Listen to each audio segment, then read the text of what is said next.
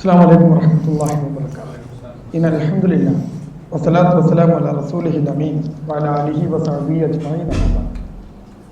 അപ്പോൾ സുബ്ഹാനഹു വ തആലയുടെ വിധിവിലക്കുകളെ അനുസരിച്ചുകൊണ്ട് മുത്തഖീങ്ങളായി ജീവിക്കണം എന്ന് എന്നെയും നിങ്ങളെയും ഓർമ്മപ്പെടുന്നു. നേരത്തെ നിങ്ങൾ ഇരിക്കുന്നതും ഒക്കെ കണ്ടപ്പോൾ ഒമാനിൽ വന്ന ഓർമ്മകളൊക്കെ എൻ്റെ മനസ്സിലൂടെ പോയിട്ടുണ്ട്. ഇൻഷാ അല്ലാഹ് ഇന്ന് നിങ്ങളെ വീണ്ടും കാണാൻ കഴിഞ്ഞതിലുള്ള സന്തോഷം അതിനെ പങ്കുവെക്കുന്നു. നമ്മുടെ ലോകത്ത് ഏറ്റവും കൂടുതൽ ആവശ്യകതയുള്ളത് ആളുകൾ ഇപ്പോൾ സെർച്ച് ചെയ്തുകൊണ്ടിരിക്കുന്നതായ ഒരു സാധനമാണ് പാരന്റിങ് എന്നത്. മക്കളെ എങ്ങനെ വളർത്തണം എന്ന വലിയ ഒരു പ്രശ്നം മാതാപിതാക്കൾ നേരിട്ട് കൊണ്ടിരിക്കുന്നു. രണ്ടു പ്രശ്നങ്ങളാണ്. ഒന്ന്, ചെറുപ്പക്കാരായ മാതാപിതാക്കളാണ് പുതിയ തലമുറ കുട്ടികളുടെ മാതാപിതാക്കൾ. 10 വയസ്സുള്ള ഒരു കുട്ടിക്ക് 30 വയസ്സുള്ള ഉമ്മയും 35 വയസ്സുള്ള ബാപ്പയുമാണ് ഉണ്ടാവുക. ഞാനത് പറയാതെ നിങ്ങൾക്ക് മനസ്സിലാകുമല്ലോ. 10 വയസ്സുള്ള ഒരു കുട്ടിയുടെ ബാപ്പക്ക് 35ഉം ഉമ്മക്ക് 30 വയസ്സും പ്രായമുണ്ടാകും. ചെറുപ്പക്കാരായ മാതാപിതാക്കൾ മക്കളെ വളർത്താൻ ഏറെ കഷ്ടപ്പെട്ടുകൊണ്ടിരിക്കുന്ന ഒരു ആധുനിക കാലഘട്ടത്തിലാണ് നാം ജീവിക്കുന്നത്. ഇന്ന് ഇന്റർനാഷണലി ലോകത്തെ പല യൂണിവേഴ്സിറ്റികളും പാരന്റിങ് ഒരു കോഴ്സായി ആളുകൾക്ക് നൽകിക്കൊണ്ടിരിക്കുന്നു.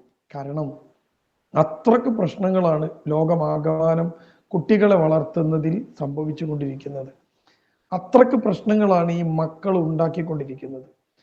ലോകത്താകമാനമുള്ള ഏറ്റവും വലിയ ബിസിനസ് ആയുധമാണ്. ആംസ്, ആയുധ കച്ചവടമാണ് ലോകത്തെ ഏറ്റവും വലിയ ബിസിനസ്. രണ്ടാമത്തെ വലിയ ബിസിനസ് മയക്കുമരുന്നാണ്. മൂന്നാമത്തേത് വ്യഭിചാരമാണ്. പോൺ വീഡിയോ ഉൾപ്പെടുന്ന വ്യഭിചാരമാണ്.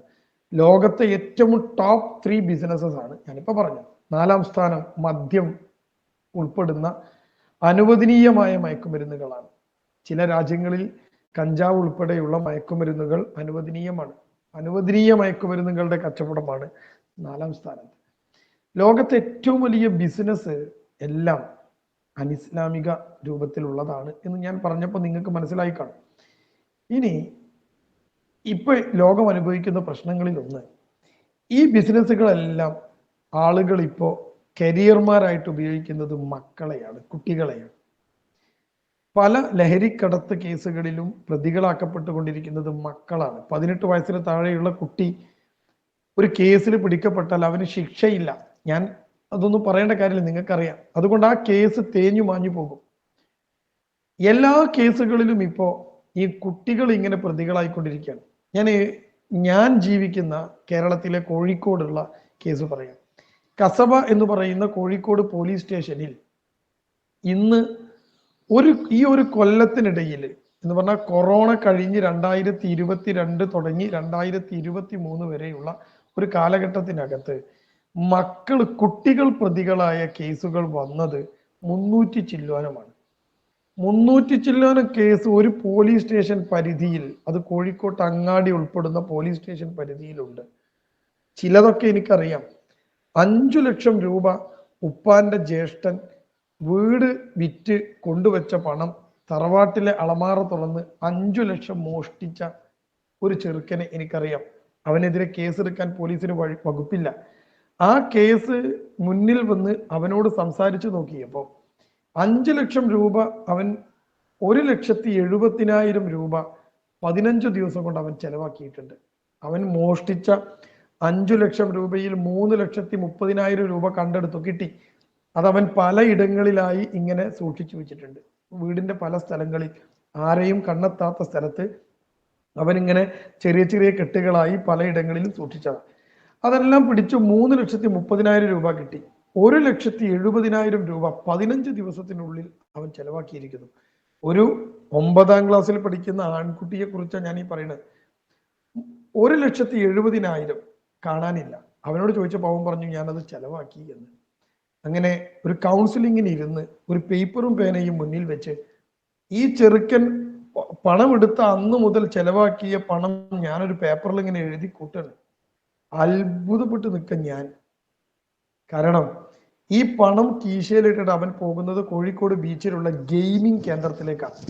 അവിടെ അവർക്ക് കമ്പ്യൂട്ടറിൽ ഗെയിം കളിക്കാം. ആ ഗെയിം കളിക്കുന്നതിന് ഒരു മണിക്കൂറിന് 3000-4000 രൂപയുള്ള ഗെയിമുകളാണ്. അപ്പൊ ഈ ചെറുക്കൻ കളിക്കുന്ന ഗെയിം 3000-4000 ഉള്ള ഗെയിമാണ്. അത് അവനും അവന്റെ ഫ്രണ്ടും കളിക്കുന്നു. ആ ഗെയിമിംഗ് സെന്ററിൽ ഒരു ദിവസം അവൻ കളിക്കാൻ ചെലവഴിച്ച പണം 15000 രൂപയൊക്കെയാണ്. എന്ന് പറഞ്ഞാൽ അവനും ഫ്രണ്ടും കൂടി 3-4 മണിക്കൂർ കളിച്ചു, 15000 രൂപ ചെലവായി. അവൻ അവിടുന്ന് പോകുന്നത് സ്റ്റാർബക്സ് എന്ന് പറയുന്ന ഒരു കാപ്പിക്ക് നമ്മുടെ നാട്ടിൽ 500 രൂപ വിലയുള്ള കോഴിക്കോട് ബീച്ചിനടുത്തുള്ള സെന്ററിലേക്കാണ്. 500 രൂപ കൊടുത്താണ് ഒരു കാപ്പി കുടിക്കുന്നത്. ബാപ്പ ഒരു ഹോട്ടലിൽ ജോലി ചെയ്ത് കഷ്ടപ്പെടുന്ന ഒരു മനുഷ്യൻ, അയാളുടെ മകനാണിത്. ഒക്കെ കൂടി കൂട്ടി നോക്കിയപ്പം ഏകദേശം ഒരു 1-1.5 ലക്ഷം രൂപയോളം ഇവന്റെ ചെലവായതായി കിട്ടി. അതിൽ ചിലതൊക്കെ അവൻ ചില കുട്ടികൾക്ക് കടമായി കൊടുത്തു. അവരുടെ പിറകെയൊക്കെ പോയി നോക്കിയപ്പോൾ ഇത് എത്തിയത് മയക്കുമരുന്നുമായി ബന്ധപ്പെടുന്ന കോഴിക്കോട്ടെ ഒരു യുവാവായ ഒരു മനുഷ്യന്റെ അടുത്താണ്. അവിടെ എത്തി ആ കേസ് അവിടെ ബ്ലോക്കായി. ഇനി മുന്നോട്ട് പോയാൽ ഈ ചെറുക്കനും കൂടി അതിൽ പ്രതിയാവും. അവര് നഷ്ടപ്പെട്ട 1,70,000 ഉമ്മാന്റെ കയ്യിലെ വള വിറ്റ് ആ മൂത്താപ്പക്ക് കൊടുത്ത് ആ കേസ് അങ്ങ് ഒതുക്കി. ഞാൻ ഇതൊക്കെ പറയാനുള്ള കാരണം എന്താന്ന് വെച്ചാൽ, മക്കൾ എന്നത് നമുക്കൊക്കെ വലിയ പ്രതീക്ഷയുമായി നമ്മൾ മുന്നോട്ട് പോകുന്ന ആളുകളാണ്. ആ മക്കൾ ഉണ്ടാക്കുന്ന പ്രശ്നങ്ങൾ, വലിയ പ്രശ്നങ്ങൾ, അതൊരിക്കലും നമുക്ക് അഡ്ജസ്റ്റ് ചെയ്യാൻ കഴിയില്ല. നമ്മുടെ ജീവിതത്തിൽ ഉണ്ടാക്കുന്ന ഒരു ആഘാതം, ഇമ്പാക്റ്റ് വളരെ കൂടുതലായിരിക്കും. നമ്മളിങ്ങനെ വിശ്വസിച്ച് പോറ്റി, നിങ്ങൾ ചിന്തിക്കേണ്ടത്, ഒരു കുട്ടിയെ നാം വളർത്തി വലുതാക്കി 19 വയസ്സും 15 വയസ്സും വരെ പോറ്റാണ്. നമ്മൾ ഇൻവെസ്റ്റ് ചെയ്തത് നമ്മുടെ ജീവിതത്തിലെ ഏറ്റവും മനോഹരമായ 15 വർഷമാണ്. 10ാം ക്ലാസ് വരെ ഒരു കുട്ടി എത്തുമ്പോൾ നമ്മൾ ഇൻവെസ്റ്റ് ചെയ്തത് നമ്മുടെ ജീവിതത്തിലെ ആയുസിന്റെ 15 വർഷമാണ്. ഏറ്റവും ചെറുപ്പമുള്ള, ഏറ്റവും ആരോഗ്യമുള്ള, ഭംഗിയുള്ള, അടിപൊളി 15 കൊല്ലങ്ങളാണ് നമ്മുടെ മക്കൾക്ക് വേണ്ടി നാം ഇൻവെസ്റ്റ് ചെയ്തത്. എല്ലാം കഴിഞ്ഞ് തിരിഞ്ഞു നോക്കുമ്പോൾ ഇവൻ ഇങ്ങനെയാണെങ്കിലോ. നോക്കൂ, കോഴിക്കോട്, ഞാൻ കോഴിക്കോട് ആയതുകൊണ്ട് ഞാൻ അവിടുത്തെ കാര്യം പറഞ്ഞത്. കോഴിക്കോട് ഒരു വീട്ടില് ഒരു പെൺകുട്ടിയുണ്ട്. 15 വയസ്സാണ് അവൾക്ക് പ്രായം. അവള് തഹജ്ജുദ് നിസ്കരിക്കും. രാത്രി എഴുന്നേറ്റ് തഹജ്ജുദ് നിസ്കരിക്കും. ഉമ്മക്കറിയാം. ചിലപ്പോ ഉമ്മ അവളോട് പറയും, മോളെ ഉമ്മനെയും കൂടി വിളിക്കണം കേട്ടോ. ഉമ്മയെ വിളിച്ച് ആ കുട്ടി തഹജ്ജുദ് നിസ്കരിച്ച്, ചിലപ്പോ ഉമ്മനെ ബാക്കിൽ നിർത്തി അവള് മുന്നിൽ നിന്ന് നിസ്കരിക്കും. ഇത്ര മനോഹരമായി മുന്നോട്ട് പോകുന്ന ഒരു കുട്ടി. കോഴിക്കോട് കാപ്പാടിനടുത്താണ് അവരുടെ വീട്. ആ കുട്ടി ഈ കഴിഞ്ഞ റമദാൻ മാസം, റമദാനാണ് പിശാചിനെ കെട്ടിയിടുന്ന കാലം. റമദാൻ മാസത്തില് രാത്രി സമയത്ത് കുട്ടിയുടെ റൂമിനകത്ത് ഒരു ശബ്ദം കേൾക്കണം. ഉമ്മ ബാപ്പായെ വിളിച്ച് പോയി നോക്കിയപ്പോൾ കുട്ടിയുടെ റൂം ലോക്കാണ്. ബാപ്പയും ഉമ്മയും ഒരിക്കലും റൂം ലോക്ക് ചെയ്ത് കിടക്കരുത് എന്ന് നിർദ്ദേശിച്ചതാണ് ഇവരോട്, ഈ കുട്ടിയോട്. ആ വീട്ടിൽ ആരും, ഉമ്മ ബാപ്പ ഉൾപ്പെടെ, അവരുടെ സ്വകാര്യ നിമിഷങ്ങൾ പങ്കിടാൻ ഒഴികെ വാതിൽ കുറ്റിയിടാറില്ല. ഉമ്മാന്റെയും ബാപ്പാന്റെയും കിടപ്പുമുറി പോലും കുറ്റിയിടാതെയാണ് ഏത് സമയത്തും ആർക്കും ആ റൂം പേടി തോന്നിയാൽ മക്കൾക്ക് റൂം മുട്ടിയിട്ട് അകത്തേക്ക് വരുന്ന രൂപത്തിലാണ് റൂം ഉള്ളത്. അവരും ആ രൂപത്തിലേക്ക് കിടക്കാറുള്ളൂ. സ്വകാര്യ നിമിഷങ്ങളിൽ മാത്രം അവർ റൂം കുറ്റിയിടും. ആ വീട്ടില് മക്കളൊക്കെ അങ്ങനെയാണ്. ഒരു കുട്ടിയും റൂം കുറ്റിയിട്ട് കിടക്കാറില്ല. ഈ കുട്ടി സുബൈക്ക് മുമ്പ് ഒരു 2:30 മണി 3 മണി സമയത്ത് അത്താഴത്തിന് എഴുന്നേൽക്കുന്നതിന് മുമ്പ് ചെന്ന് നോക്കിയപ്പോൾ റൂം ലോക്കഡാണ്. റൂം ലോക്കായപ്പം ഉമ്മയും ബാപ്പയും റൂമിന് മുട്ടി. വാതിലിന് മുട്ടിയപ്പോ ആ റൂമിനകത്ത് നിന്ന് കുട്ടി തട്ടിപ്പടഞ്ഞ് എഴുന്നേൽക്കുന്ന ശബ്ദം. അവൾ എഴുന്നേറ്റ് വന്ന് റൂമിന്റെ വാതിൽ തുറന്നു. വാതിൽ തുറന്നപ്പോൾ അവളുടെ മുഖത്ത് വല്ലാത്തൊരു പരിഭ്രമം. പാപ്പാക്കും ഉമ്മാക്കും കണ്ടപ്പോൾ മനസ്സിലായി, ഇവൾ ഉറക്കത്തുനിന്ന് എഴുന്നേറ്റ് വരുന്ന പോലെ ഇല്ല. ഉറക്കത്തുനിന്ന് ഒരു കുട്ടി എഴുന്നേറ്റ് വരുമ്പോൾ ഉണ്ടാകുന്ന ഒരു സാഹചര്യങ്ങളൊന്നും അവിടെ ഇല്ല. ബാപ്പ കുട്ടിയുടെ മുഖത്ത് നോക്കി ചോദിച്ചു, നീ എന്തെടുക്കാൻ പോണേ? അപ്പൊ അവള് പറഞ്ഞു, ഒന്നുമില്ല പപ്പ, ഞാനിങ്ങനെ ഉറങ്ങിയിരുന്നു എന്നൊക്കെ പറഞ്ഞു. പക്ഷെ അവർക്ക് വിശ്വാസം പോരാ. അങ്ങനെ അവർ ആ റൂമിൽ ഇങ്ങനെ ഒന്ന് നോക്കിയിട്ട്, നീ കിടന്നോ, റൂം കുറ്റിയിടണ്ട എന്ന് പറഞ്ഞ് ആ റൂം ഇങ്ങനെ നോക്കിയിട്ട് ബാപ്പ പുറത്തേക്ക് കിടന്നു. ഉമ്മാക്ക് അപ്പോഴും ഒരു സംശയം. ഉമ്മ ഒന്നുകൂടി ആ റൂം ഇങ്ങനെ നോക്കിയപ്പോ കട്ടിനടിയിൽ 2 കാല്. കട്ടിനടിയിൽ 2 കാല് ഒളിപ്പിച്ചു വെക്കാൻ കഷ്ടപ്പെടുകയാണ്. 2 കാലുകൾ. ഉടൻ ഉമ്മ ബാപ്പാനെ വിളിച്ചിട്ട് ആ റൂം പുറത്തുനിന്ന് കുറ്റിയിട്ടു. ബാപ്പ പുറത്തേക്ക് നടന്ന് കോണിപ്പടി ഇറങ്ങാൻ തുടങ്ങിയപ്പോഴാണ് ഉമ്മ കാല് കാണുന്നത്. ഉമ്മ നേരെ പുറത്തിറങ്ങിയിട്ട് ആ റൂം പുറത്തുനിന്ന് ലോക്ക് ചെയ്തു. എന്നിട്ട് പാപ്പാനോട് പറഞ്ഞു ഒരാളുണ്ട് അകത്ത്. വീണ്ടും അവര് പുറത്തുനിന്ന് റൂം തുറന്ന് അകത്ത് കയറി നോക്കിയപ്പോൾ ഷർട്ടിന്റെ ബട്ടൺ ഇടുകയാണ് ഒരു ചെറുക്കൻ. ആ നാട്ടിലെ ഒരു വൃത്തികെട്ട ചെറുക്കൻ. ഈ പെൺകുട്ടി അവന് വീടിന്റെ മുകൾ നിലയിലെ വാതിൽ തുറന്നു കൊടുത്തിരിക്കുന്നു. ഈ ആൺകുട്ടിയെ കണ്ട ഞെട്ടലല്ല ഉമ്മക്കും പാപ്പക്കും ഉണ്ടായത്. ഇത്രയും മനോഹരമായി ജീവിക്കുന്ന ഒരു മോള് എങ്ങനെയാണ് ഇത്തരം ഒരു സാഹചര്യങ്ങളിൽ എത്തിയത് എന്നതാണ് അവരെ അത്ഭുതപ്പെടുത്തിയത്. ആ ചെറുക്കനെ അവർ നന്നായിട്ട് തല്ലി, മോളെയും തല്ലി. കണ്ണെന്നും മൂക്കുന്നും വായുന്നും ഒക്കെ ചോര ഒലിപ്പിച്ചുകൊണ്ട് ആ ചെറുക്കനെ അവർ വലിച്ചഴിച്ച് താഴേക്ക് കൊണ്ടുവന്നു. എന്നിട്ട് അവന്റെ ഫോൺ എടുത്ത് ബാപ്പാന്റെ നമ്പർ പറയാൻ പറഞ്ഞു. ഈ ഫോണിന്ന് ബാപ്പാനെ വിളിച്ച് അവര് വന്ന് ഈ ചെറുക്കന്റെ ബുള്ളറ്റ് ഉൾപ്പെടെ അവർ കുത്തി കീറി നാശമാക്കിയ ബുള്ളറ്റൊക്കെ അതൊക്കെ ഉൾപ്പെടെ അവര് ഈ ചെറുക്കനെ രാത്രി കൂട്ടിക്കൊണ്ടുപോകാൻ കൗൺസിലിങ്ങിന് കൊണ്ടുവന്നപ്പം ഉമ്മയും ബാപ്പയും പറഞ്ഞത് ഇവളൊരുത്തനെ വിളിച്ച് അകത്ത് കയറ്റി എന്നതല്ല, എങ്ങനെയാണ് നിന്റെ മോള് ഇങ്ങനെയായത് എന്നാണ്. ഇവിടെയാണ് ഒരു വലിയ പാഠം രക്ഷാകർതൃത്വത്തിൽ നമ്മൾ പഠിക്കേണ്ടത്. അതിൽ ആദ്യത്തെ ഒരു കാര്യം എന്നത് മക്കളെ നിങ്ങൾ അവിശ്വസിക്കരുത്. ട്രസ്റ്റ്, വിശ്വസിക്കണം. പക്ഷേ അന്ധമായി മക്കളെ വിശ്വസിക്കുകയും ചെയ്യരുത്. എൻ്റെ മകൻ, എൻ്റെ മകൾ അങ്ങനെ ചെയ്യില്ല എന്ന് ഒരു രക്ഷിതാവും അടച്ച് വിശ്വസിക്കരുത്. പക്ഷേ എപ്പോഴും ഒരു സംശയത്തിന്റെ നേടിയിൽ കുട്ടിയെ നിർത്തുകയും ചെയ്യരുത്. നമ്മൾ അവരെ വിശ്വസിക്കണം. ആ വിശ്വാസമുണ്ട് എന്ന് അവർക്ക് ബോധ്യപ്പെടണം. എന്നാൽ നമ്മൾ കണ്ണടച്ച് എൻ്റെ മകൻ, എൻ്റെ മകൾ, ഞാൻ മദ്രസയിൽ പഠിപ്പിച്ച, ഞാൻ ദീന് കൊടുത്ത, തഹജ്ജുദ് നിസ്കരിക്കുന്ന, 5 നേരം പള്ളിയിൽ പോകുന്ന മകൻ, മകൾ, അവൻ ഇതിൽ പെടില്ല എന്ന് എൻ്റെ പ്രിയപ്പെട്ട രക്ഷിതാക്കൾ അങ്ങനെയാണ് കണ്ണടച്ച് വിശ്വസിക്കുകയും ചെയ്യരുത്. എപ്പോഴും നമ്മുടെ ഒരു കണ്ണ്, നമ്മുടെ ഒരു സംരക്ഷണത്തിൽ കുട്ടി ഉണ്ടായിരിക്കണം. അതാണ് ഞാൻ ഇപ്പൊ പറഞ്ഞ ഈ ഒരു അനുഭവത്തിൽ നിന്ന് നിങ്ങൾ മനസ്സിലാക്കേണ്ട ഒന്നാമത്തെ പാഠം. അപ്പൊ ട്രസ്റ്റ് ചെയ്യണം. കുട്ടി അറിയാതെ കുട്ടിയെ നമ്മൾ ചെക്ക് ചെയ്തുകൊണ്ടേയിരിക്കണം. ഇടയ്ക്കിടയ്ക്ക് കുട്ടിയുടെ ബാഗ് പരിശോധിക്കാം, കുട്ടി അറിയരുത്. കുട്ടി സ്കൂളിൽ പോയ അളമാറകൾ പരിശോധിക്കാം, കുട്ടി അറിയരുത്. കുട്ടി അറിയുമ്പോൾ എന്നെ ഉമ്മക്ക് വിശ്വാസമില്ല എന്ന് പറഞ്ഞ് അത് മറ്റൊരു പ്രശ്നത്തിലേക്ക് പോകും. അവളറിയാതെ, അവനറിയാതെ. ഞാൻ പലപ്പോഴും പല ഉമ്മമാർക്കും കഞ്ചാവും മയക്കുമരുന്നും അതേപോലെ അത് ഉപയോഗിക്കുന്ന സാധനങ്ങളൊക്കെ കിട്ടാറില്ല. ഇപ്പോഴെന്തെങ്കിലും സംശയം തോന്നി അളമാറ പരിശോധിക്കുമ്പോൾ തന്നെയാണ്. കുട്ടികൾ ഒരിക്കലും, ഞാൻ പറയുന്നത് ഒരു 18 വയസ്സിന് മുമ്പുള്ള കുട്ടികളാണ്, കുട്ടികൾ ഒരിക്കലും തെറ്റു ചെയ്യില്ല. നമ്മൾ ഈ പാരന്റിങ്ങിന് മനസ്സിലാക്കേണ്ട കാര്യം അതാണ്. ഒരിക്കലും ഒരു കുട്ടിയും തെറ്റു ചെയ്യില്ല, അവർ തെറ്റിപ്പോകും. രണ്ടും തമ്മിൽ വ്യത്യാസമുണ്ട്. പ്ലാൻഡായി മനസ്സിൽ പ്ലാൻ ചെയ്തുകൊണ്ട് ഒരു കാര്യം ചെയ്യുന്നതും അറിയാതെ ചെയ്യുന്നതും രണ്ടാണ്. അറിയാതെ ചെയ്യുന്നതിന് തെറ്റിപ്പോയി എന്നാണ് പറയുക. കുട്ടികൾ എപ്പോഴും തെറ്റിപ്പോകും, പ്രശ്നത്തിൽ അകപ്പെടും. നമ്മൾ എത്രയൊക്കെ അവർക്ക് ദീൻ കൊടുത്താലും അവരുടെ പക്വതക്കുറവ് കൊണ്ട്, അവരുടെ ബുദ്ധിക്കുറവ് കൊണ്ട്, അവരുടെ ജീവിതാനുഭവങ്ങളിലുള്ള കുറവ് കൊണ്ട് ഈ കുട്ടി തെറ്റിപ്പോവും. അപ്പൊ ഞാൻ എന്താ ആദ്യം പറഞ്ഞത്? അന്ധമായ ഒരു വിഷയം. എൻ്റെ മോനെ ചെയ്യൂല, മോളത് ചെയ്യില്ല. പലപ്പോഴും സ്കൂളുകളിലൊക്കെ പല പ്രശ്നങ്ങളും ഉണ്ടായി. ആ സ്കൂളിൽ എത്തുമ്പം കുട്ടിയെ ചേർത്ത് പിടിച്ച് പാരന്റ് പറയും ഇവനത് ചെയ്യൂല, സാർക്ക് തെറ്റിയതായിരിക്കും എന്ന് പറയും. സാർക്ക് ഒരിക്കലും തെറ്റിയുണ്ടാവില്ല, പക്ഷേ ആ കുട്ടിയെ അവരങ്ങ് അന്ധമായി വിശ്വസിച്ച് കളയും. അപ്പൊ ഞാൻ പറഞ്ഞത് എന്താ?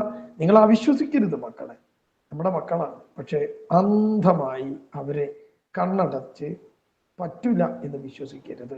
കുട്ടികൾ തെറ്റു ചെയ്യില്ല, പക്ഷെ തെറ്റിപ്പോകും. ഈ കുട്ടി എൻ്റെ മുമ്പിൽ ഇരിക്കുകയാണ്, ഈ വാതിൽ തുറന്നു കൊടുത്ത കുട്ടി. ഞാൻ അവളോട് നല്ല മക്കനെയൊക്കെ ഇട്ടിരിക്കുകയാണ്. ഞാൻ അവളോട് കാര്യങ്ങളൊക്കെ ചോദിച്ചപ്പോൾ എൻ്റെ മുഖത്ത് ആ കുട്ടി ഇങ്ങനെ നോക്കിയിരിക്കുകയാണ്. ഞാൻ ചോദിച്ചു, എന്താ നീ ആലോചിക്കുന്നത്, നീ എന്താ മിണ്ടാതിരിക്കുന്നത് ചോദിച്ചപ്പോൾ കുട്ടി പറയാണ്, ഞാൻ എങ്ങനെയാണ് ഇങ്ങനെ ആയത് എന്ന് ഞാൻ ആലോചിക്കായിരുന്നു എന്ന്. അപ്പൊ ആ കുട്ടി പോലും അറിയാതെയാണ് ഒരു ബന്ധം വരുന്നു, ഉണ്ടാകുന്നു, അത് കൂടുതൽ അടുക്കുന്നു, അതങ്ങനെ തെറ്റിലേക്ക് പോകുന്നു. അവൾ അറിയാതെ അവൾ വാതിൽ തുറന്നു കൊടുക്കുന്നു, അവൻ അകത്ത് കയറുന്നു. അവൻ കയറി പിടിക്കുമ്പോൾ, അവനൊന്ന് കെട്ടിപ്പിടിക്കുമ്പോൾ അവൻ ഒച്ചുണ്ടാക്കാൻ വയ്യ. കാരണം അവൾ തുറന്നു കൊടുത്തതാണ് വാതിൽ.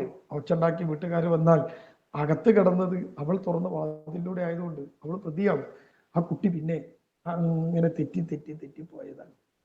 അല്ല, അവൾ അവസാനം കുറച്ചു നേരം കഴിഞ്ഞപ്പോൾ അവൾ എന്നോട് പറഞ്ഞു അൽഹംദുലില്ലാ.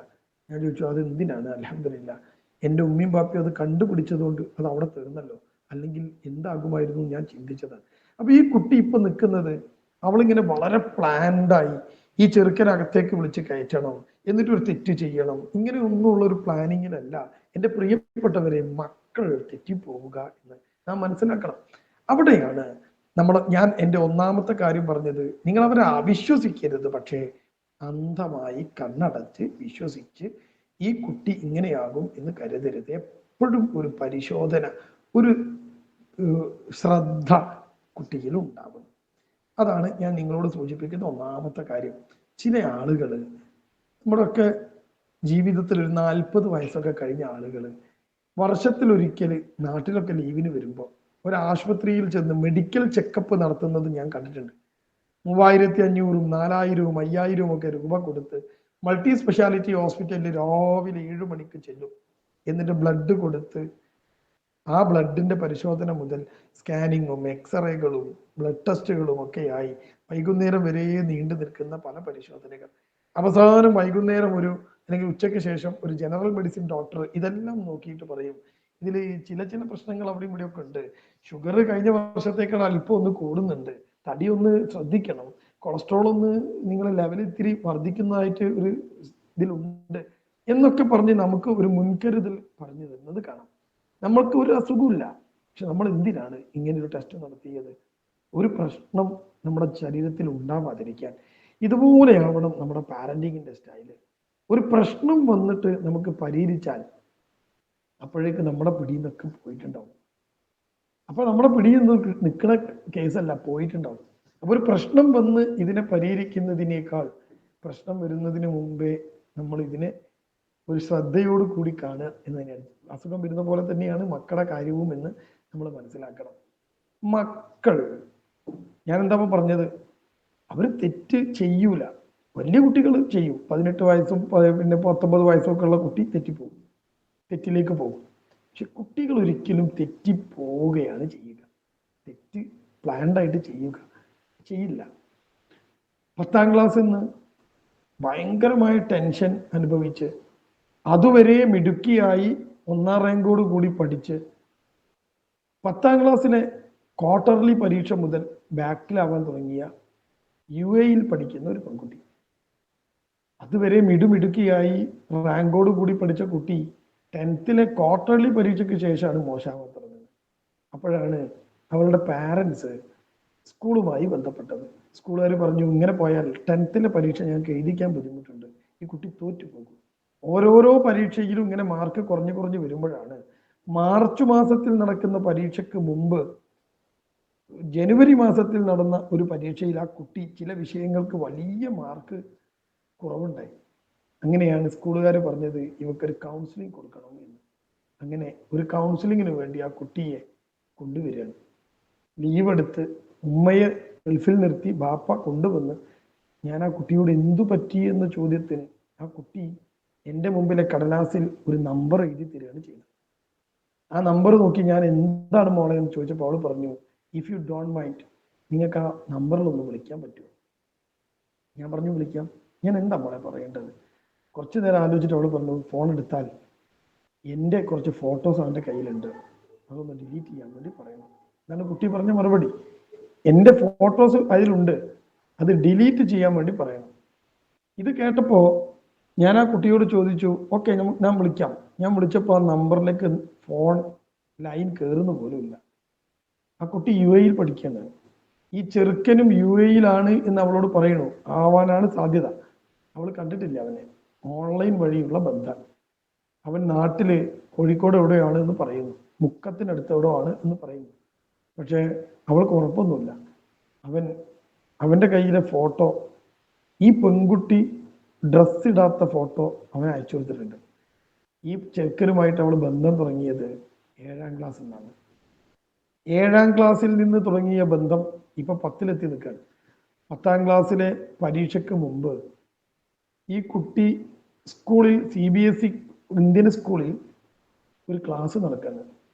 ഒരു ടീച്ചർ വന്നിട്ട് കൗമാരക്കാർക്കുള്ള ഗേൾസിനുള്ള ക്ലാസ് എടുത്തപ്പോൾ അതിൽ കുറച്ച് സെക്ഷൽ എഡ്യൂക്കേഷനും കാര്യങ്ങളും ഒക്കെ പറഞ്ഞ് ടീച്ചർ പറഞ്ഞ കൂട്ടത്തിൽ പറഞ്ഞു നമ്മുടെ ശരീരമൊന്നും ആർക്കും കാണിച്ചു കൊടുക്കരുത്, ഫോട്ടോസ് ഒന്നും ആർക്കും അയച്ചു കൊടുക്കരുത് എന്ന് പറഞ്ഞപ്പോഴാണ് ഈ കുട്ടി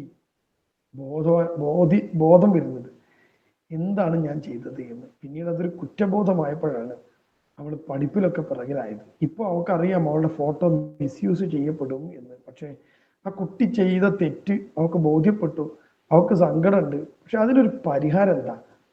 ഈ ചെറുക്കനെ വിളിച്ചിട്ട് കിട്ടുന്നില്ല, അവന്റെ ഇൻസ്റ്റഗ്രാം ഐ ഡി അവൻ ബ്ലോക്ക് ചെയ്തിട്ടുണ്ട്. ആരാണ് ഇവൻ എന്നറിയില്ല.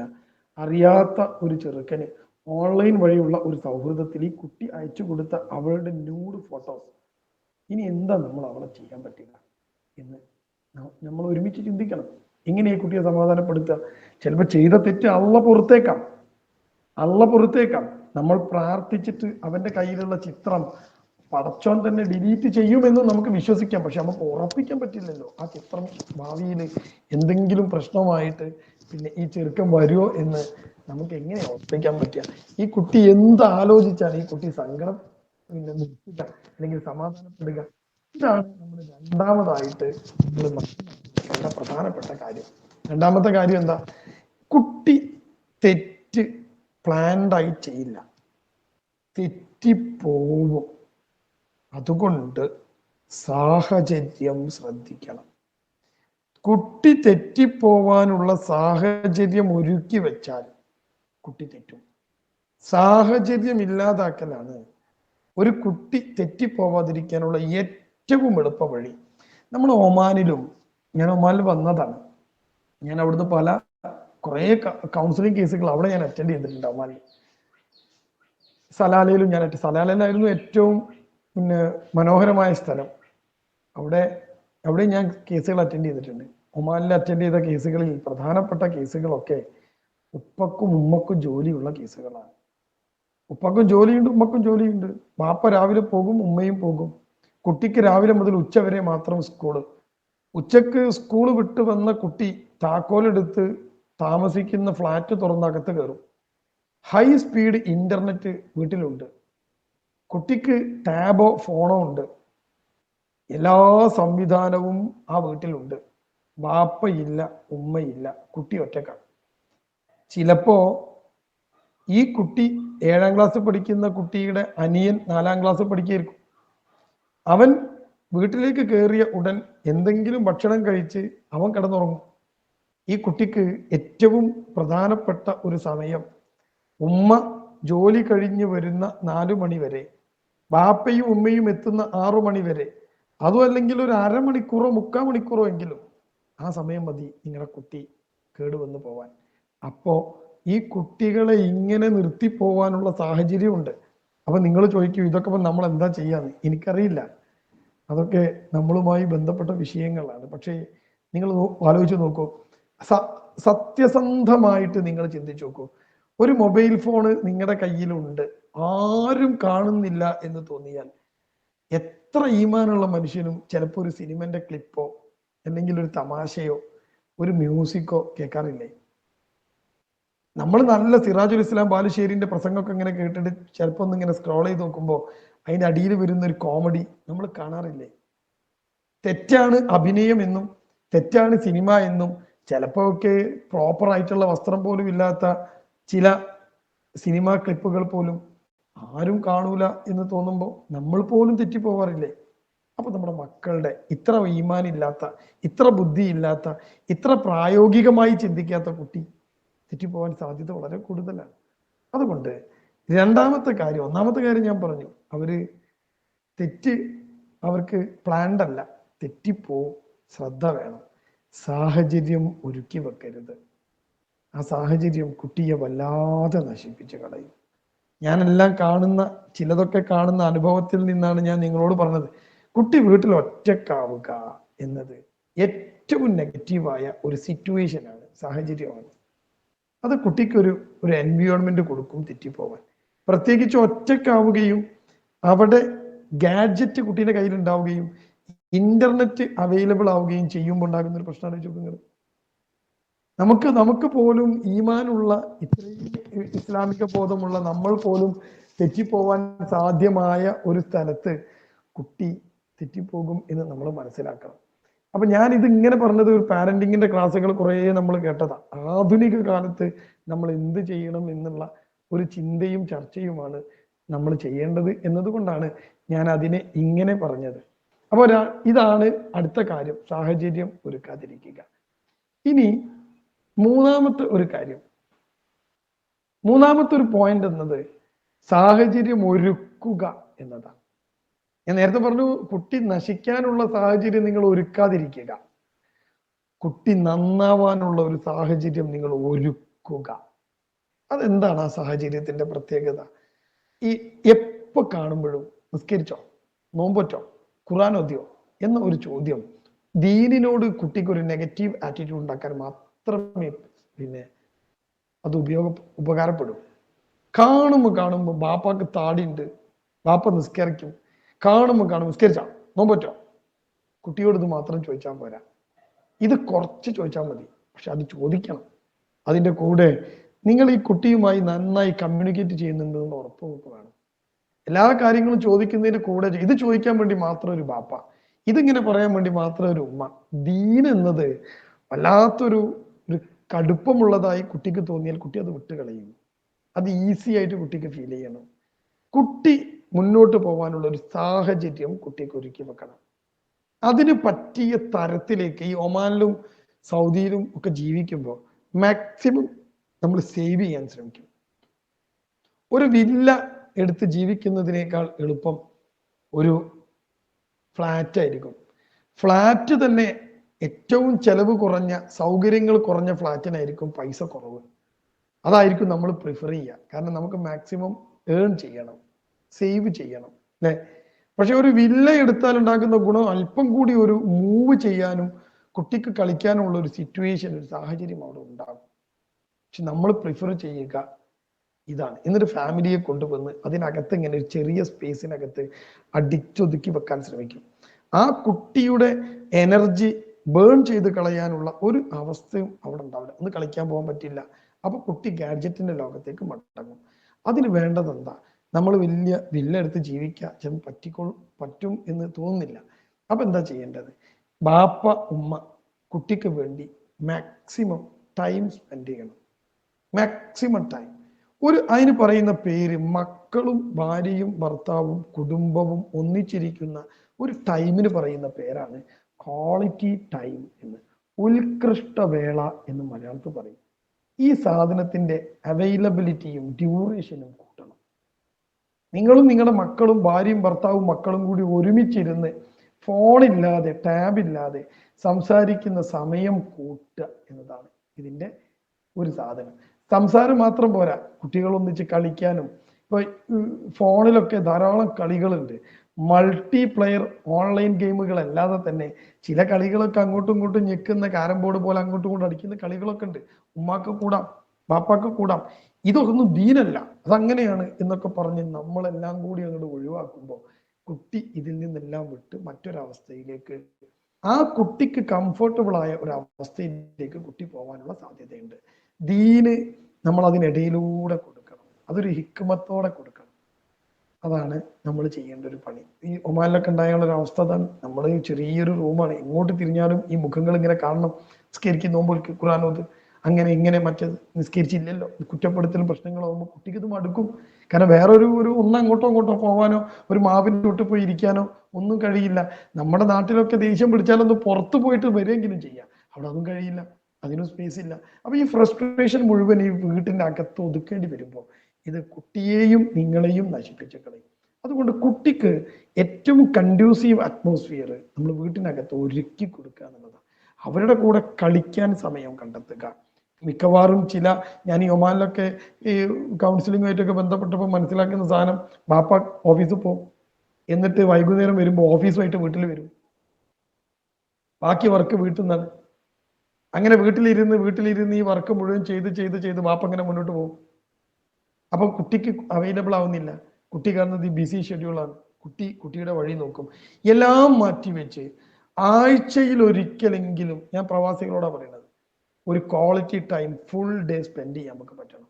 അത് പുറത്തു പോവുക എന്നതിനപ്പുറത്ത് ഒരു ഒരുമിച്ച് നിൽക്കല്, കുട്ടികളെ കൂട്ടി അടുക്കളയിൽ കയറിയിട്ട് പാചകം ചെയ്യല് ഒരു ക്വാളിറ്റി ടൈമാണ്. ഒരാൾ അരിയുന്നു, ഒരാൾ നോക്കുന്നു, മാപ്പ ആക്കുന്നു, ഉമ്മാക്ക് റെസ്റ്റ് കൊടുക്കുന്നു. അപ്പൊ കുട്ടികൾ ഉമ്മ അവിടെ അടുത്തിരിക്കുന്നു, നിർദ്ദേശങ്ങൾ കൊടുക്കുന്നു, യൂട്യൂബിൽ നോക്കി പുതിയൊരു ഭക്ഷണം പരീക്ഷിക്കുന്നു.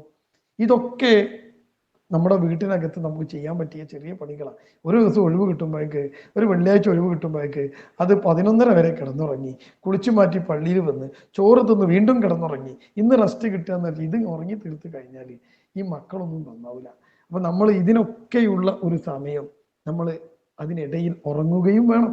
അതിനിടയിൽ ഇതെല്ലാം കണ്ടുവെച്ച് ഒരു കുട്ടിക്ക് അടിപൊളിയായി വളരാനും മുന്നോട്ട് പോകാനുമുള്ള ഒരു എൻവിയോൺമെന്റ് ഉണ്ടാക്കണം. ഇനി നിങ്ങൾ നോക്കൂ, എല്ലാ ദിവസവും രാത്രി ഭക്ഷണം കഴിച്ചതിന് ശേഷം സോഫയുടെ മുകളിൽ മക്കളും ഭാര്യയും ഉപ്പയും കൂടി ഒരുമിച്ചിരിക്കുന്നു. നല്ല രസമുണ്ടാവും.